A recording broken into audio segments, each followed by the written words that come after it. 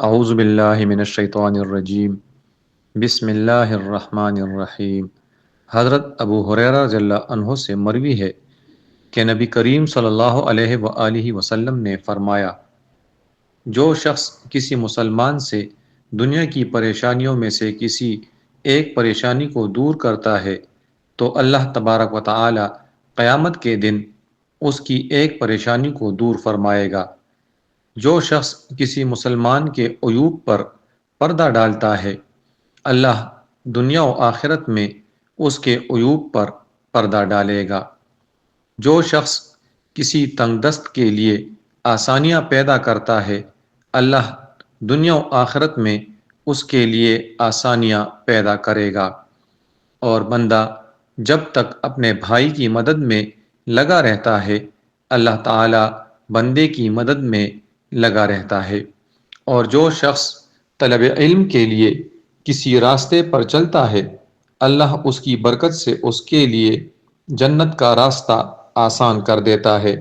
جب بھی لوگوں کی کوئی جماعت اللہ کے کسی گھر میں جمع ہو کر قرآن کریم کی تلاوت کرے اور آپس میں اس کا تذکرہ کرے، اس پر سکینے کا نزول ہوتا ہے، رحمت الہی ان پر چھا جاتی ہے اور فرشتے انہیں ڈھانپ لیتے ہیں، اور اللہ اپنے پاس موجود فرشتوں کے سامنے ان کا تذکرہ فرماتا ہے، اور جس کے عمل نے اسے پیچھے رکھا، اس کا نسب اسے آگے نہیں لے جا سکے گا۔ مسند احمد، حدیث نمبر 7421۔ حضرت ابو ہریرہ رضی اللہ عنہ سے مروی ہے کہ نبی کریم صلی اللہ علیہ وآلہ وسلم نے فرمایا، جو شخص کسی لغزش کو معاف کرتا ہے، اللہ تعالی قیامت کے دن اسے معاف فرما دے گا۔ مسند احمد، حدیث نمبر 7425۔ حضرت ابو ہریرہ رضی اللہ عنہ سے مروی ہے کہ نبی کریم صلی اللہ علیہ وآلہ وسلم نے فرمایا، اس آدمی کی ناک خاک آلودہ ہو جس کے سامنے میرا تذکرہ کیا جائے اور وہ مجھ پر درود نہ پڑے۔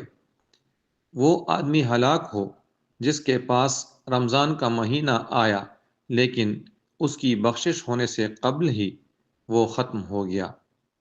اور وہ شخص برباد ہو جس کے والدین پر اس کی موجودگی میں بڑھاپا آیا اور وہ اسے جنت میں داخل نہ کرا سکے، یعنی خدمت کر کے انہیں خوش نہ کرنے کی وجہ سے۔ مسند احمد، حدیث نمبر 7444۔